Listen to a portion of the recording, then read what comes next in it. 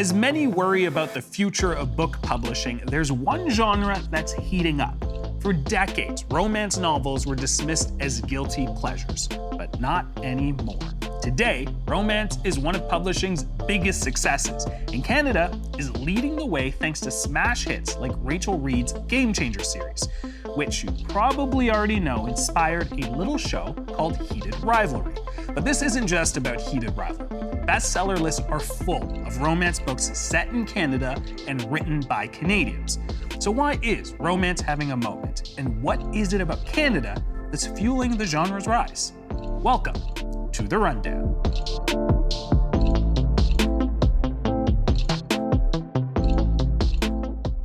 Amy Lee set her first book in Boston. Her publisher was American, and she assumed readers probably wouldn't be interested in a Canadian setting.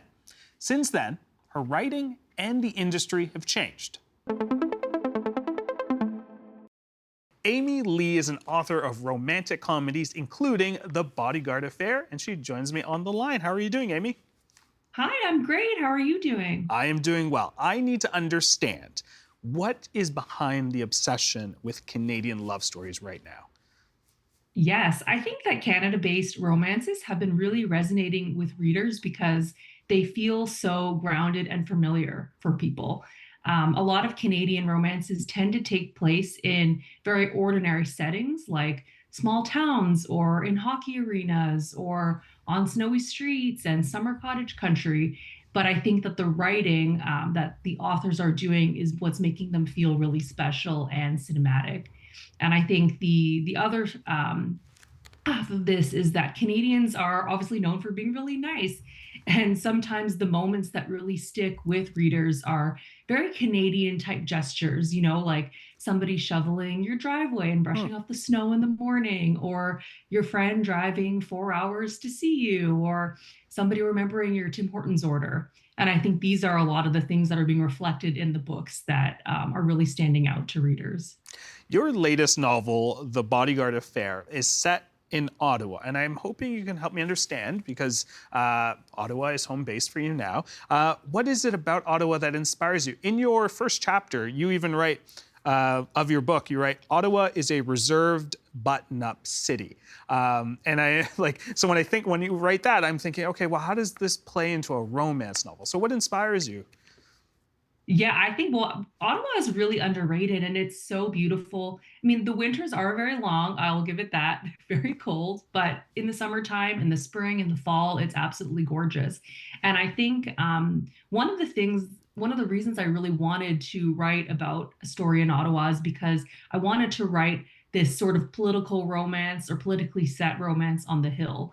And I had been working within the government for quite some time, and I just thought that it would be a really juicy place to put my characters, especially for my main character, who is kind of a secret romance author, but also works in this very serious world.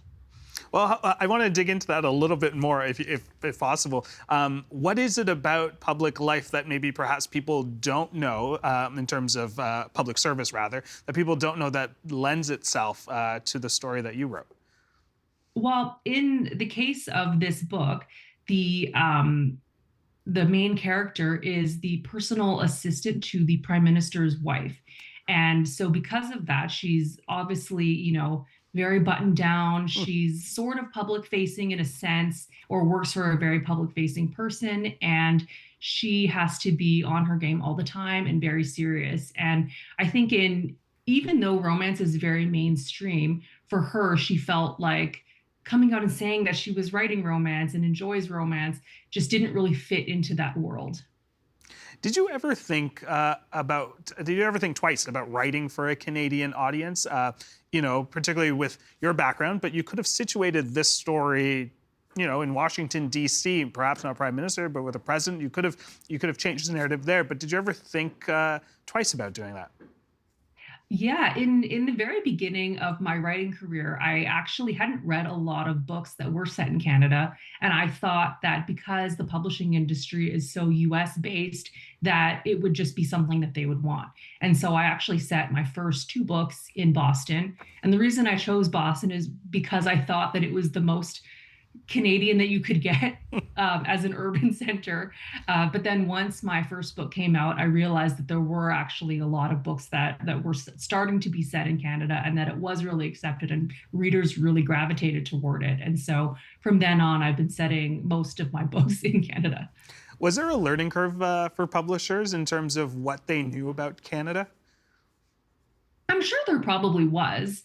Even like when we copy edit the books, they actually always flag watch for Canadianisms, because the language and the spelling is different, right, for some of our words, and everything is supposed to be U.S. spelling, and so they always watch for that, or even brands or stores that I will write in that are Canadian that they actually don't have in the United States, they will make sure that they change. But I always try to add in little nods and things for Canadians, like little details or phrases or, poutine references and things like that. Well, I imagine one thing that they're not marking is any reference to hockey, because I think at this point, with the success of a lot of romance novels, and we're talking about heated rivalry as well as a spinoff here, but you have one. Your newest release, The Rivalry Reset, comes out in early 2027. It follows a hockey romance theme that has risen in popularity, as I mentioned. Why do readers feel connected to sports romance? I think there's a lot to that. I think sports in and of itself is so compelling because there's just built-in stakes within sports, especially at the very high levels of professional sports. The stories really feature so much ambition from the characters and pressure, and then there's always the rivalry, and so it really makes for a high stakes atmosphere. And I think also the other facet to that is that with sports, there's a big community usually involved in that. There's teams, there's families, locker room dynamics, and I guess it just makes the reader feel like there's something larger rather than only the central story. And I think for hockey romance, it's so tied to our identity as Canadians. And so I think that people really, really gravitate to that, and they can feel that. Well, this novel, that one is set in Toronto. And I am curious, how has your sort of life in this province shaped your writing? Because you, correct me if I'm wrong, are from Espanola originally. Yes. That is very far from Toronto and very far from Ottawa. But help me understand a little bit about how your upbringing shaped the writing. Yes. So I grew up in Espanola, a town of 5,000 people in Northern Ontario. And I think growing up there, it's so rural and, kind of isolating in a sense, but also really beautiful. And I think it gave me a really strong sense of community. And there's a lot of emotions and heavy feelings around small towns, especially when you're younger and you're a teenager. There's that feeling like you really need to leave, but then you always want to come back home. And I think that that's really juicy for character arcs. And I think the other amazing thing about Ontario is there's just so many versions of home for people here. We have the big urban sprawl around the GTA. There's the northern area, there's lakes, there's industrial, there's small towns, and I think anyone can kind of find a little bit of what they love within Ontario because it's just so vast. I think you can romanticize anything Espanola, especially because you've got the Spanish River flowing through it. And any river that's got that name, it has a little appeal to it there. I want to talk about how the genre has changed a bit. Romance reading was traditionally seen as taboo. Cover art would have shirtless men, there would be these romantic embraces, but we've seen, and I've noticed, the illustrations on these books kind of shift towards more of a graphic illustration. And I'm curious, why do romance novels sort of have this similar style guide? I think it's kind of with every commercial genre within publishing. They all have a certain look and feel. You can see a lot of mystery books. They all have a very certain color scheme or kind of font. And I think romance sort of follows that same thing. So in the past, the bodice ripper sort of Fabio covers were there because they signaled passion in the genre, and people really gravitated to that. And that was the genre marker. And then I think around, I guess, 2015, 2016 is when publishers decided to try something where they wanted to, I guess, use the chick lit style illustrated covers And they believed that they would be a little bit more discreet and a little bit more symbolic, and it would let somebody feel more comfortable, reading a really hot and heavy romance on the subway in public. And I think it did allow for a newer generation of readers who loved romances but were maybe embarrassed about reading them. And now I think since BookTok, romance has become very, very mainstream and people aren't necessarily ashamed to be reading them anymore. The illustrated covers are also great because they allow for diverse characters and different body types, and they signal comedy without having to find a stock photo that works. Lastly, Amy, help me understand, how does setting your story in Canada offer a sense of belonging? Obviously, you talk about your roots in Espanola, and we talk about these winters and all of the things that make us Canadian, as well as just being nice people. But that sense of belonging, that community. Yeah, I think Canadian romance and settings really just let people find themselves in so many different ways, whether that's in the community dynamics, our very particular Canadian humor, in our weather, and in romance. Like you said, belonging is really everything. Love stories at their heart are about people feeling like they are seen and like they belong. And I think that a Canadian setting supports that perfectly, because Canadian stories are often so much about our identity and community. Amy, thank you so much. I really appreciate you taking the time, and wishing you all the best on this journey. Thank you so much. Thank you for having me.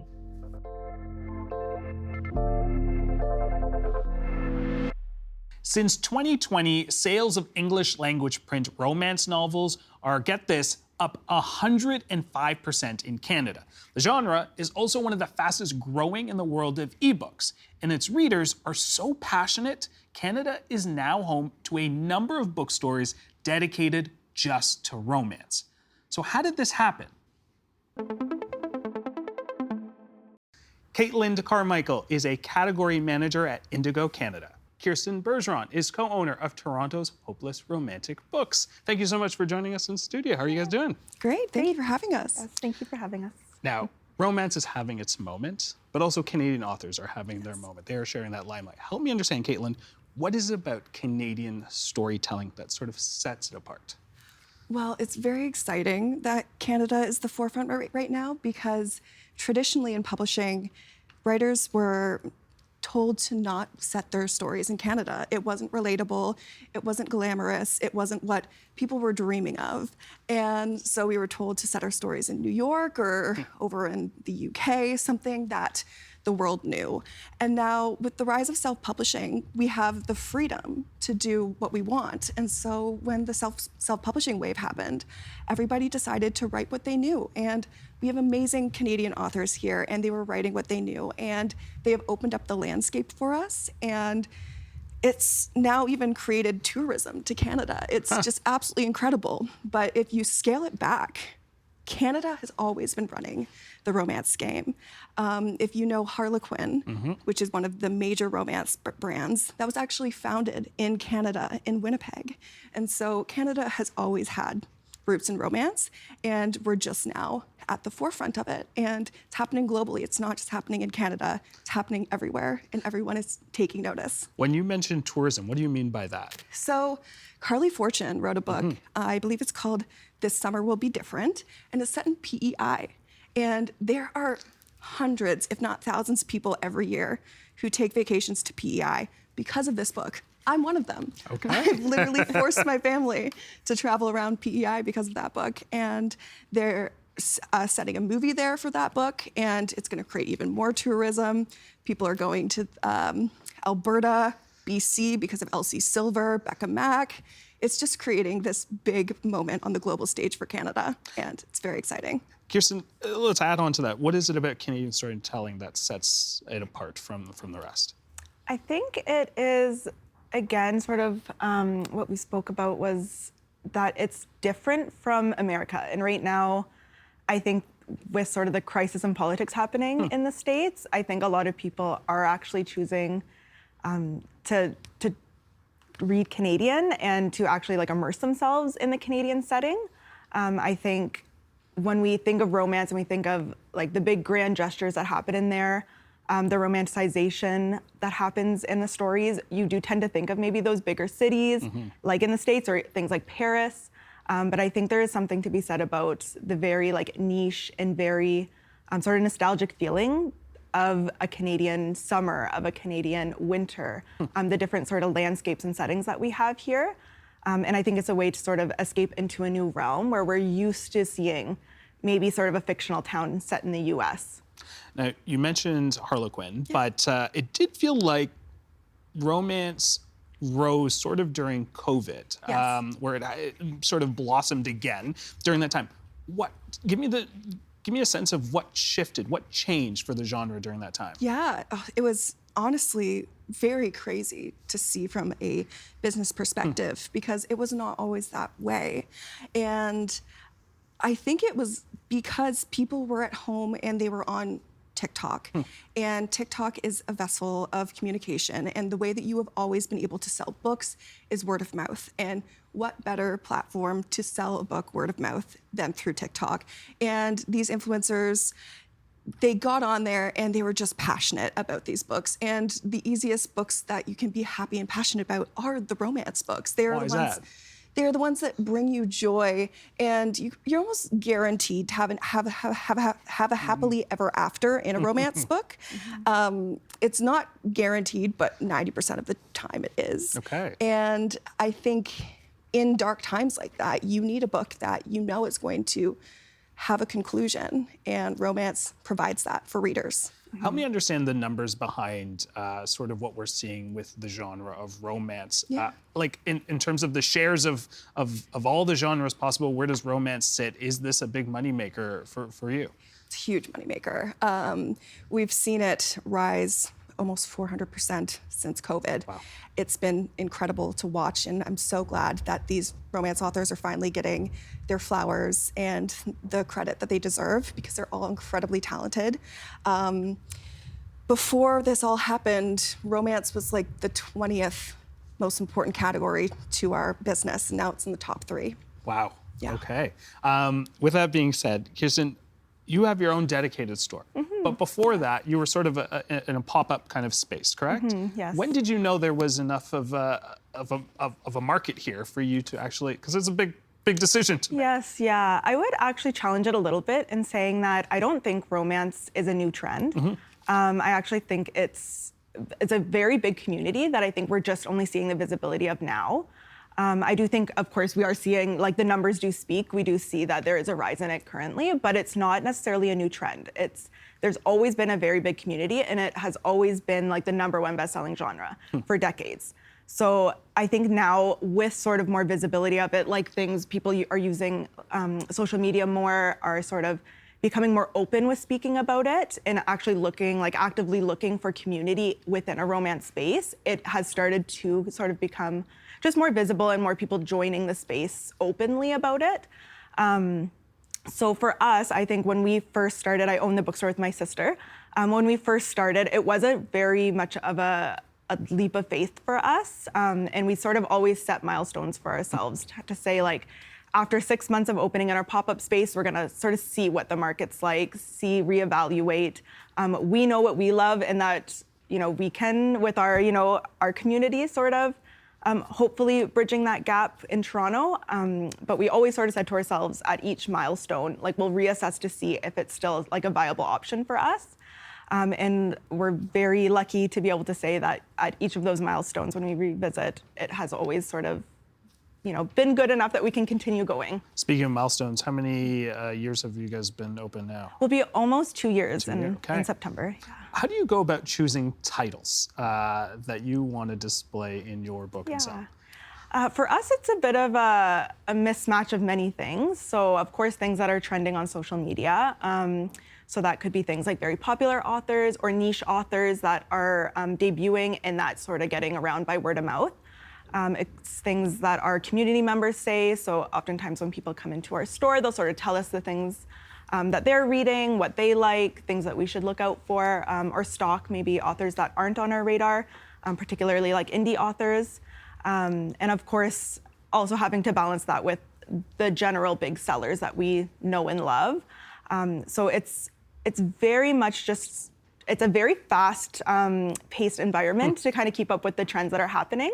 But for us, it's a very much a mix of trying to keep it diverse, make sure that we have things where any romance reader can see themselves on our shelves, but still meeting the big sort of the big hitters and bestsellers. Well, let's talk about the speed a little bit, Kaitlynd, because as you mentioned, we're talking about TikTok, we're talking about Instagram. For people who aren't familiar, BookTok. This is a space where people are giving reviews and helping people, decide on what their next read is. But from a business side, I'm understanding that you guys are tuned into this. Yes. On a weekly basis. Help me understand how this sort of decides what goes on your shelves and what's on display. Yeah, so if you walk into an Indigo and you see tables, all of that is curated by a human. It's us category managers, and we have a BookTok table, and that is a man-made list by us, and it's because we're having conversations, we're keeping up with the news, we're watching TikToks,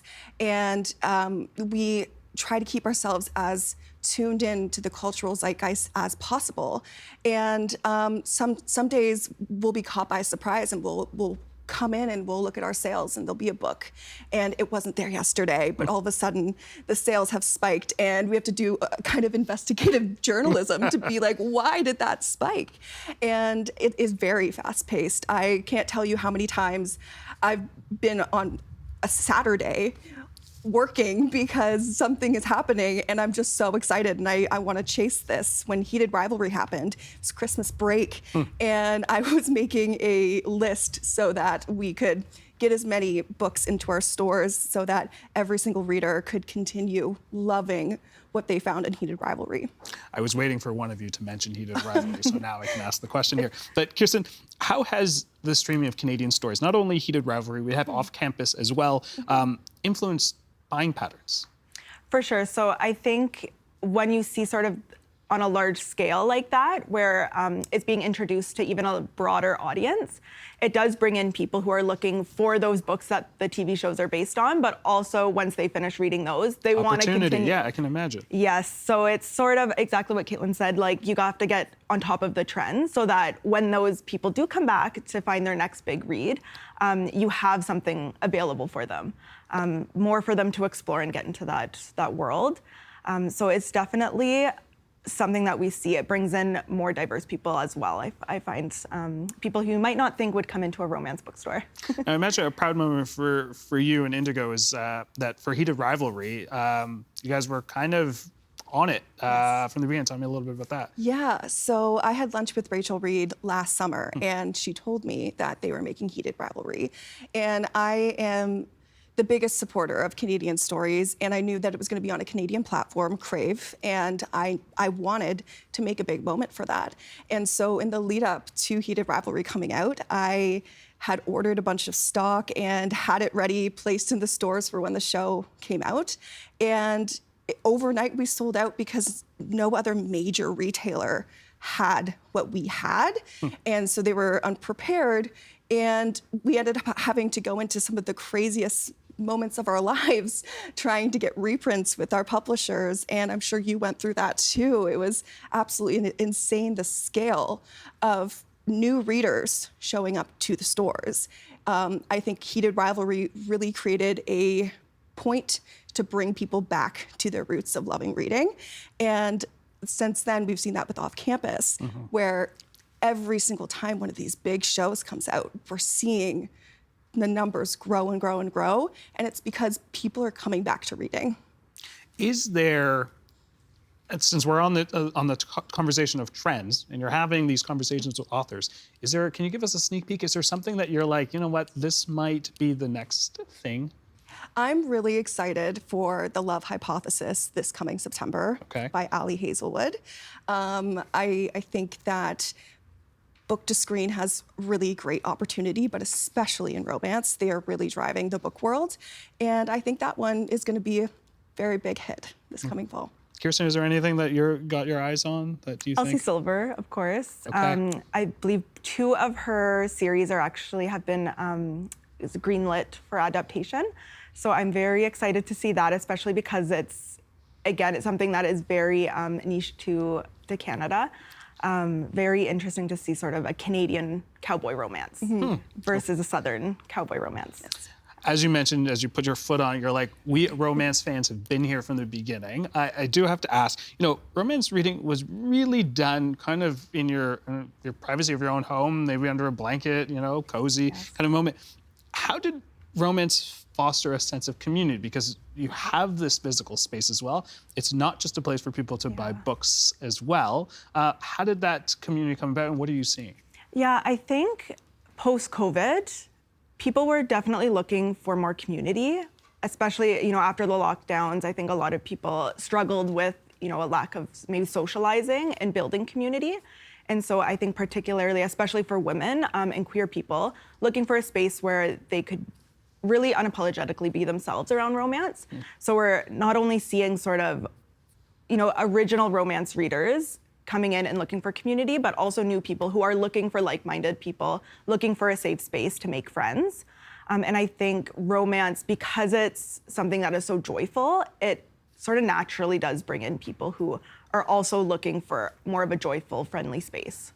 Kaitlynd, tell me a little bit about sort of how romance has fostered this community here. It's been absolutely incredible to watch. I can't tell you how many times I've gone to an event and I see people exchanging friendship bracelets. They're singing along with strangers to the music that's playing in the background. It is absolutely a safe space, and that's why romance is as big as it is. I think when COVID happened, and we all got on BookTok and started talking about it, the shame of being a romance reader was pulled back. There was a lot of stigma for a long time. People would hide their romance books behind something else. They wouldn't openly admit what they were reading. And I think a lot of that changed probably like almost 15 years ago when 50 Shades of Grey came on scene.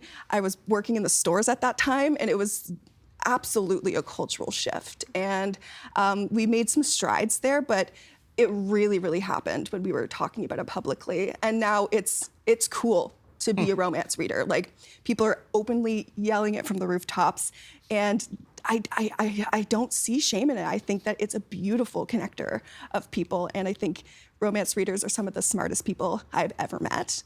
And I'm just so excited that they're reading and that they're making friendships.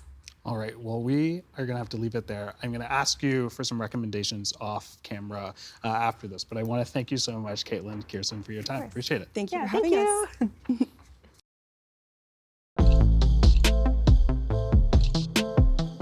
I'm Jeyan. This is our last show of the season. Can you believe it? I want to thank you so much for tuning in and supporting The Rundown. Starting a new show is a big challenge, and you have been with us every step of the way. Thank you so much for your emails, comments, and feedback. We will be back in September. Until then, I hope you have a great summer, and we will see you in the fall.